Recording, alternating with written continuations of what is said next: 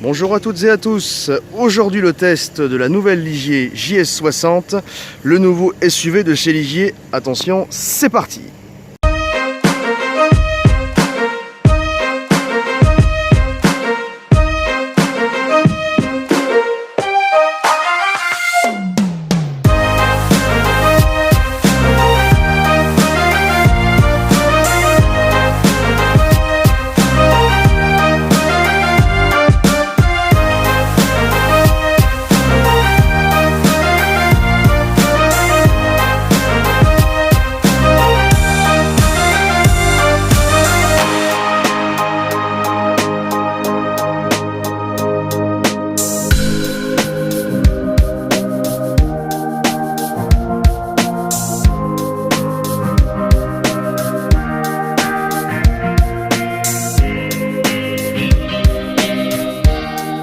Alors c'est parti, on se retrouve sous ce vacarme exceptionnel à cause de travaux publics, n'est-ce pas? Pour essayer cette nouvelle JS60, pardon. Alors, la première chose qu'on peut voir, c'est que la voiture, sur la voiture, tous les panneaux de carrosserie ont été refaits. Je pense quand même que le capot est celui de la JS50, il y a quand même de grosses similitudes. Mais on peut déjà voir que les feux sont ceux du 2008, de la Peugeot 2008. Et tout ce qui est calandre, etc. ont été changés. Je dirais que c'est quand même un peu mieux fini, un peu plus recherché.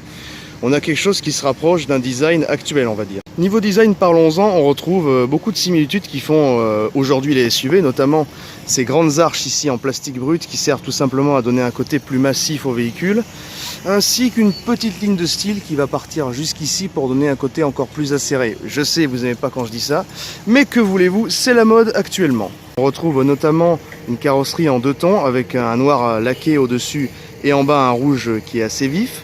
On peut aussi également voir les feux qui ont été changés. Alors pour une fois, ce ne sont pas des feux qui ont été pris sur un autre véhicule d'une marque tierce. C'est véritablement un feu qui a été moulé, qui est pas trop mal d'ailleurs, hein, et qui surtout est full LED. Ça c'est quand même intéressant de le souligner. Ensuite ici on a le petit diffuseur qui nous fait assez Range Rover. Bon, certains vont me dire j'aime pas parce que c'est des fausses sorties, comme s'ils ne le faisaient pas tous. Après ça ne veut pas dire qu'il faut le faire, hein. Ça veut dire que tout le monde le fait, mais ce n'est pas une excuse.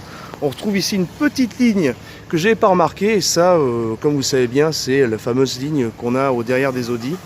On peut voir que c'est vraiment très taillé à la serpe, comme on dit. Donc voilà. Ici une petite ligne de chrome en bas, qui n'est pas sans rappeler nos chers amis de chez Exam, n'est-ce pas? Les jantes de la voiture sont des jantes qui étaient présentes sur les versions Club. D'ailleurs, si vous pouvez voir ici la version Club, vous voyez cette jante, mais en fait elle a tout simplement été polie et peinte en noir tout simplement. Au niveau des feux, on retrouvera des feux traditionnels avant, mais les feux de jour ont été entre guillemets intégrés dans les feux normaux. Je dis entre guillemets parce que les feux viennent de la Peugeot 2008, donc on ne peut pas vraiment dire qu'ils ont été intégrés, ils étaient là de base. On peut voir également les feux de brouillard qui sont des feux avec des ampoules traditionnelles H4 si je ne dis pas de bêtises. Et ici on peut voir ce petit méplat, je ne sais pas comment ça s'appelle en design, mais en gros dans les 4x4 traditionnels c'est ce qui sert au franchissement à ne pas se prendre des cailloux dans le carter. Et oui, vous vous doutez bien que si on a une fuite d'huile en pleine pampa, ça va pas être terrible.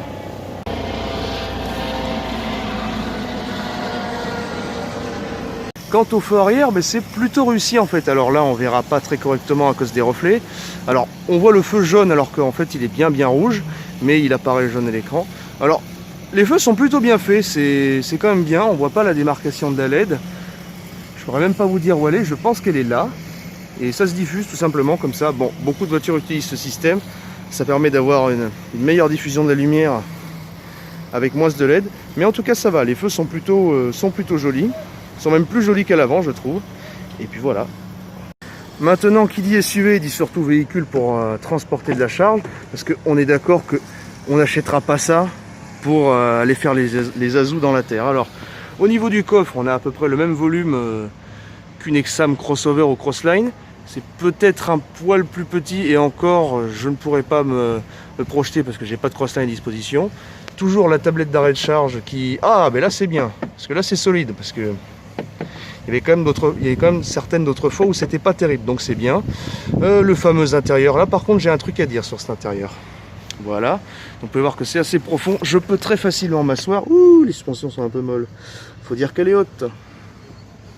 J'oubliais le fameux petit béquet qui sert à appuyer l'aérodynamisme à 200 km/h, vous le savez très bien.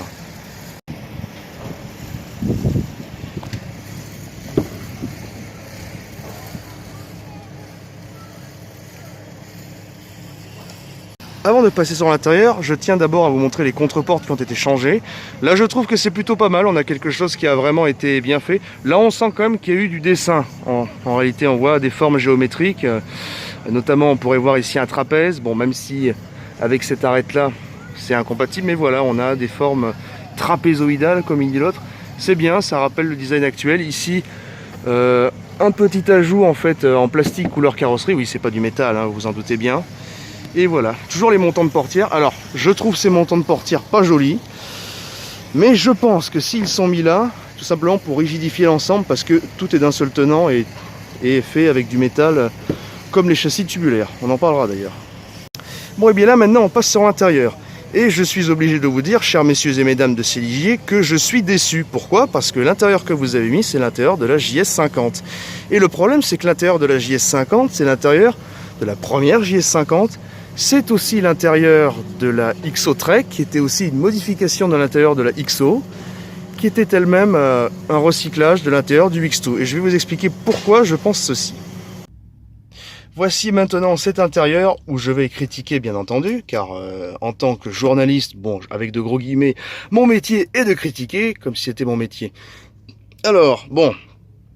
Alors, là, je vais vous dire que sur ce côté, sur le haut, moi, j'aime pas. Bon, enfin, après, ça, c'est mon avis. Parce que voilà, on a une très forte inspiration Mercedes, notamment ici avec les compteurs des anciennes et des premières classes C. Avec, alors, dans les classes C, vous allez me dire, cet écran-là est plus gros. Et là, c'est l'indicateur de vitesse. Bon. Ils ont fait le choix de copier cet univers Mercedes. Bon, c'est propre à leur idée. Par contre, dès qu'on passe sur le bas, ben, c'est très pauvre, en fait. C'est très pauvre. Et surtout, il n'y a pas... Voilà, vous pouvez remarquer qu'il n'y a pas de quoi mettre son pied.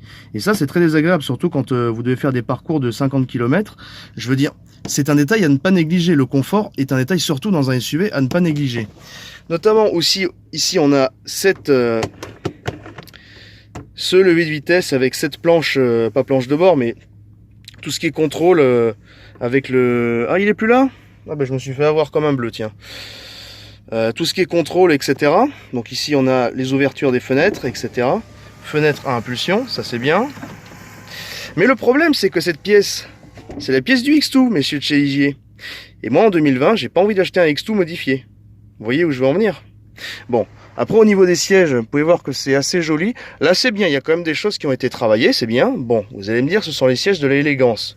Mais bon, après tout, c'est assez joli. Il faut aussi savoir que si l'intérieur est critiquable, et là je vais sortir, il faut aussi savoir que les budgets de construction de ces voitures sont bien inférieurs. Je veux dire, une société comme ça, comme Ligier, ça empoche par an 120 millions d'euros, pas plus. Donc effectivement, vous allez me dire, avec un budget aussi réduit, on peut pas faire de miracle, certes. Par contre, je pense qu'avec des cerveaux motivés, on peut faire de très belles choses. Le point le plus critiquable de la voiture, avec lequel, avec James Roth du 13, nous sommes d'accord, ce sont les rétroviseurs. Alors certes, Ligier n'est pas tombé dans le panneau de mettre des rétroviseurs directement sur le montant, ce qui est complètement idiot parce que vous allez les taper avec la portière, n'est-ce pas, cher messieurs de chez Exam? Mais le problème, c'est que ces rétros sont assez petits. Alors vous allez me dire, oui, c'est très joli sur une Mini, pas sur un gros SUV. Je trouve qu'il y a une certaine dissonance là-dedans. Ouh, les belles jantes. Voilà, d'ailleurs, on va parler du pédalier. C'est un pédalier qui, je pense, est mal fait. Alors, pas mal fait parce qu'il est mal construit. Vous pouvez voir que ça brinque-balle pas, machin, etc. Il y a du retour sur la pédale, on sent bien. C'est assez confortable. Mais le problème, c'est que ici, les pédales sont pas très jolies. Normalement, on s'attend à avoir une grosse pédale qui est assez collée à l'accélérateur qui est tout petit. Mais surtout, ça à la limite, c'est du pipotage, hein, on est d'accord. Mais moi, ce que je veux, c'est ça. Ça, c'est l'arche de roue. Et elle est complètement collée. Ce qui veut dire que si vous voulez mettre votre pied, comme je disais tout à l'heure, c'est totalement impossible. Et c'est un détail qui, je pense, n'est pas négligeable. Et le problème, c'est que c'était déjà un défaut sur la MGO, sur la MGO 5, qui est sortie en 2016. Parce que cette voiture, en fait, est basée sur le châssis de la MGO 5, que je vous mettrai ici, d'ailleurs.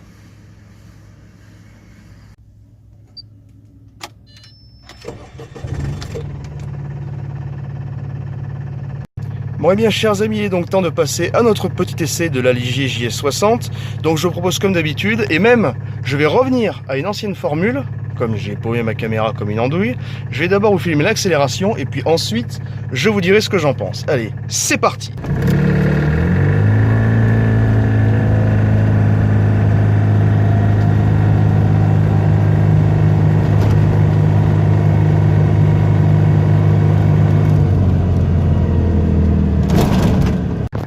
Bon, et bien nous nous retrouvons dans cette fameuse Ligier JS60 où nous allons faire un petit tour. Bon, j'ai déjà remarqué deux choses, deux qualités, enfin, je sais même pas si on peut dire comme ça, je sais même pas si c'est deux d'ailleurs, mais j'ai déjà remarqué une qualité, pardon, et un défaut.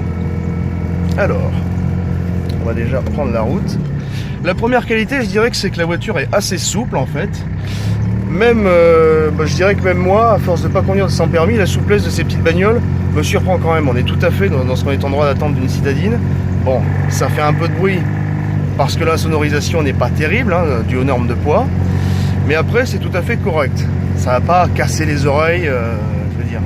Effectivement, pendant 100 km, ça peut déranger. Mais enfin bon, faut pas être chiche. Donc la voiture est assez souple, elle est équipée de la direction assistée. Donc ça, c'est plutôt pas mal. Par contre, la chose qu'il faut dire, c'est que alors, les sièges sont plutôt pas mal, ils sont plutôt enveloppants, bien qu'étant un peu plus petits que les sièges de l'automobile classique.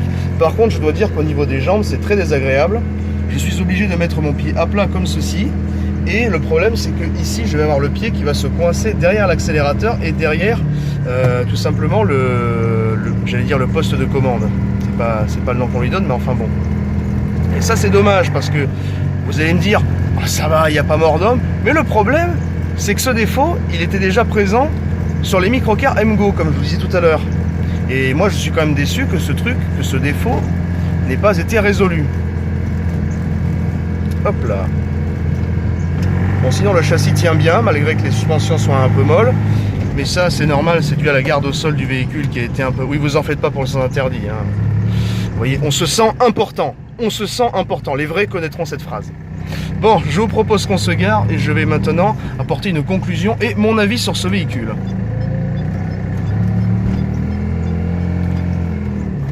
Maintenant pour la conclusion, j'aurai une analyse peut-être un peu différente de d'habitude. Pardon, c'est que en fait cette voiture, en fait, elle n'a pas vraiment de défaut pour sa catégorie. Elle est, pour certains, je pense qu'elle peut être mieux que la JS50 étant donné qu'elle a un grand coffre.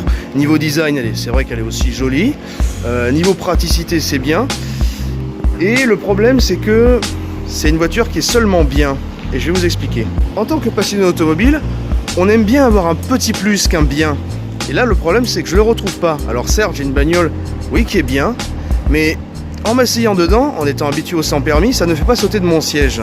C'est ça le problème. Le truc qui peut me gêner, c'est que je sens pas forcément de passion derrière ça. Alors que vous allez me dire, oui, c'est une voiture sans permis, il n'y a pas censé avoir de passion. Moi, je vous réponds, pourquoi pas? On achète bien des 50 sportives, on achète bien des 50 old school café racer, etc. Donc pourquoi pas une petite voiture sans permis sympa? Et c'est ça le problème que je reproche à malheureusement tous les constructeurs, c'est de se limiter en fait à une bouée de sauvetage.